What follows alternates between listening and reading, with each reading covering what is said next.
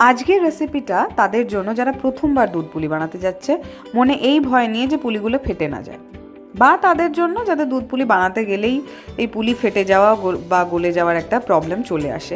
Authentic যে process হয় না, ট্র্যাডিশনাল মেথড যেটা দুধ পুলি বানানোর, সেই রেসিপি কিন্তু অলরেডি আমার চ্যানেলে আপলোড করা আছে। আমি রেসিপি লিঙ্ক দিয়ে দেবো ডেসক্রিপশন বক্সে। তো আজকের এই রেসিপিতে আমি দু ধরনের চালের গুঁড়ো নিয়েছি, সেদ্ধ চালের গুঁড়ো, আতপ চালের গুঁড়ো। আর সেদ্ধ চালের পরিমাণ কিন্তু এখানে অনেকটা বেশি, মানে মোটামুটি ধরুন 200 গ্রাম মতো যদি সেদ্ধ চালের গুঁড়ো নিই, তাহলে 50 গ্রামের মতো আতপ চালের গুঁড়ো। দুটো মিশিয়ে এখানে 1.5 চামচের মতো, ছোটো চামচের 1.5 চামচ মতো নুন আমি মিশিয়ে নিলাম। নুনটা কিন্তু যখন জল গরম করবেন তাতেও মিশিয়ে নিতে পারেন, চালের গুঁড়োতে না মিশিয়ে, একই ব্যাপার। একটা পাত্রে আমি নর্মাল খাবার গ্লাসের 1 গ্লাস, জল খাবার গ্লাসের আর কি 1 গ্লাস জল গরম করেছি। যদি এর থেকেও বেশি প্রয়োজন মনে হয় তাহলে পরবর্তীকালে সেটা দিয়ে দেবো, জলটা অ্যাড করবো, আরও জল অ্যাড করবো যদি দরকার মনে হয়। তো এবার জলটা গরম করে তাতে চালের গুঁড়ো মিশিয়ে নিলাম, দিয়ে মিডিয়াম ফ্লেমে রেখে কিন্তু এটাকে নাড়তে হবে। হাই ফ্লেম করবেন না, চালের গুঁড়োর মানে তলাটা আর কি, মন্ডের তলাটা ধরে যেতে পারে, বা চালের গুঁড়ো খুব বেশি জলটা খুব বেশি তাড়াতাড়ি শুষে নিয়ে খুব বেশি ড্রাই হয়ে যেতে পারে, তাই মিডিয়াম ফ্লেমেই করবেন। এবার এতে আমার আরও একটু জল লাগবে মনে হচ্ছে, তাই আমি আরও হাফ গ্লাস মতো জল অ্যাড করলাম, দিয়ে ভালো করে নেড়ে চেড়ে নিয়ে যেই দেখবেন মন্ডটা ছেড়ে ছেড়ে আসছে কড়াই থেকে, তার মানে এটা রেডি। এই মন্ড বানানোর প্রসেসটাও কিন্তু ওই যে ট্র্যাডিশনাল মেথডের যে রেসিপিটা আপলোড করা আছে তাতে দেখানো আছে, বাট স্টিল আমি আরেকবার দেখিয়ে দিলাম। এবার এই মন্ডটা একটা আলাদা পাত্রে ট্রান্সফার করে নিয়ে সেটা গরম থাকতে কিন্তু ভালো করে একবার ঠেসে ঠেসে মেখে নিতে হবে। একদম আগুন গরমটায় হাত দেবেন না, তাহলে হাত পুড়ে যেতে পারে। একটু ঠান্ডা হবে, তারপর এটাকে ঠেসে ঠেসে মেখে নিয়েছি, দিয়ে এটাকে আমি ঢাকা দিয়ে রাখবো। যদি পুলি বানাতে অনেকটা সময় লাগে, মানে আপনারা বেশ খানিকক্ষণ পরে বানাবেন মনে করছেন, তাহলে এটাকে কিন্তু একটা ভিজে কাপড় দিয়ে ঢেকে রাখবেন। ভিজে কাপড় দিয়ে ঢেকে রাখলে কি হবে, মন্ডটা শক্ত হবে না। এবারে দেখাই, আমি এখানে চষি ব্যবহার করছি, চষি বানাবো। তো এই পার্টটা যেটা বলে দিই, এই পার্টটা কিন্তু আপনারা কমপ্লিটলি স্কিপ করে গিয়ে শুধু দুধ পুলি বানাতে পারেন। আমি এখানে চষি দেওয়া দুধ পুলি বানাচ্ছি, কারণ চষি দেওয়া দুধ পুলি খেতে আমাদের খুব ভালো লাগে। এই পার্টটা আবারও বলছি, আপনারা কমপ্লিটলি স্কিপ করে যেতে পারেন। চষি বানানোর জন্য আমি 1 চিমটে করে প্রথমে একটা ছোট বল নিয়ে নিয়েছি মন্ডটার থেকে, তারপরে সেই বলটার থেকে একদম 1 চিমটে করে পোর্শন কেটে নিচ্ছি। হাতে একটু করে শুকনো চালের গুঁড়ো নিয়ে ওই 1 চিমটে করে কাটা যে পোর্শন একটা একটা করে নিয়ে দুটো তালু দিয়ে হালকা করে ঘষে নিলে কিন্তু একদম সলতের মতো দেখতে চষি তৈরি হয়ে যাবে।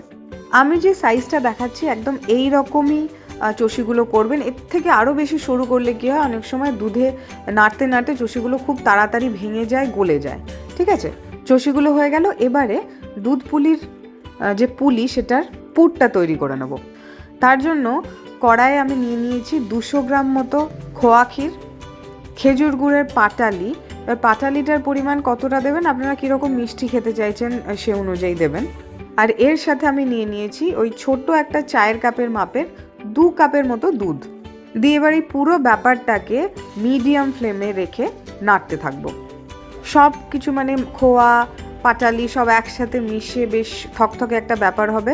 তারপরে গ্যাসটা একদম কমিয়ে দিয়ে আবারও কিছুক্ষণ নাড়তে থাকবো, যতক্ষণ একটা কড়া পাক হচ্ছে। কড়া পাক এই কারণেই করব, যেহেতু এটা পুলির মধ্যে স্টাফ করব। এটা যদি পাটিসাপটার পুর হতো তাহলে আর একটু পাতলা অবস্থাতেই নামাতাম।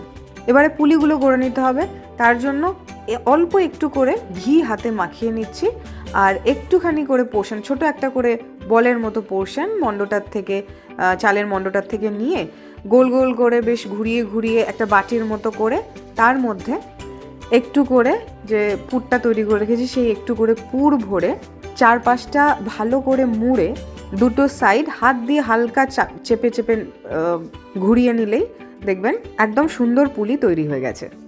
এইভাবে পুলি বানানোর টেকনিকটা আমি আগের যে ট্র্যাডিশনাল প্রসেসে বানানো দুধ পুলি সেখানেও দেখিয়েছি, তাও আমি এখানেও একবার দেখিয়ে দিলাম।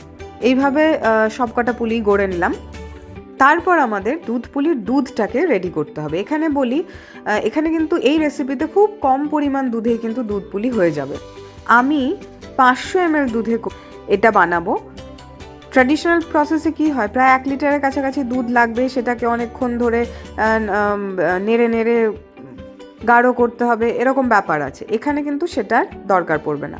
তো এই 500 ml দুধটাকে মিনিট 5 ফুটিয়ে নিয়ে এতে আমি চষিগুলো দিয়ে দিলাম।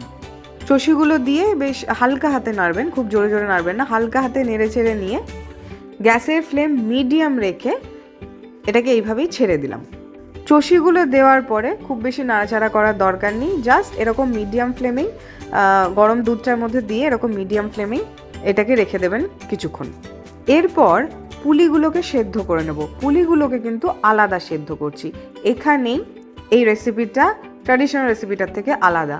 পুলিগুলো ইউজুয়ালি কী করি আমরা দুধেই সেদ্ধ করি, আর অনেক সময় খুন্তির কোনা লেগে বা দুধ ফুটতে ফুটতে দুধের তোড়টা এসে পুলিগুলো ফেটে যায়। এখানে আমরা আলাদা সেদ্ধ করব, তারপরে দুধে মেশাবো। বিশ্বাস করুন কোনোভাবেই বুঝতে পারবেন না যে দুধ পুলি আলাদাভাবে দুধ পুলির পুলিগুলো আলাদা সেদ্ধ করা হয়েছে বা খেতে আলাদা লাগছে অন্য নর্মাল ট্র্যাডিশনাল রেসিপি থেকে, এটা একদমই হবে না। নর্মাল যেরকম সেদ্ধ পিঠে বানানো হয়, একটা ভারী পাত্রের মধ্যে জল গরম করে তার উপরে এই ছিদ্রযুক্ত থালা একটা রেখে আমি সেভাবেই করেছি। থালাটার ওপরে একটু তেল ব্রাশ করে নিলাম, তারপরে পুলিগুলোকে এর ওপরে সাজিয়ে ঢাকা দিয়ে মিডিয়াম ফ্লেমে রেখে দেবো 10-12 মিনিট, তাতেই পুলিগুলো সেদ্ধ হয়ে যাবে। এবার দেখিয়ে দিই, একটা পাত্রে ওই 1 টেবিল চামচ করে একটু চালের গুঁড়ো আর ওই যে পুলির পুরটা তৈরি করে রেখেছিলাম সেখান থেকেও 1 টেবিল চামচ নিয়ে এই দুটোকে মিশিয়ে একটু অল্প দুধ এতে মিশিয়ে একটা পেস্টের মতো করে নিলাম।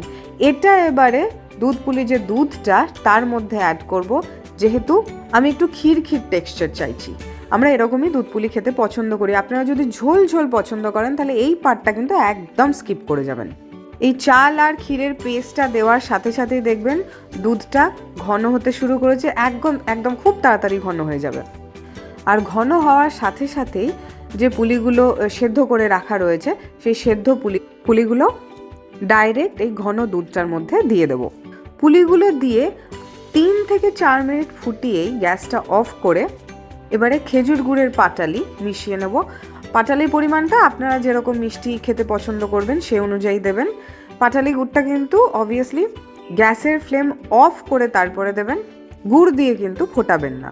গুড় অ্যাড করার আগে গ্যাসটা অফ করে দেবেন, তারপরে ঢাকা দিয়ে রেখে দেবো গুড়টা একদম মেল্ট হয়ে যাওয়া পর্যন্ত।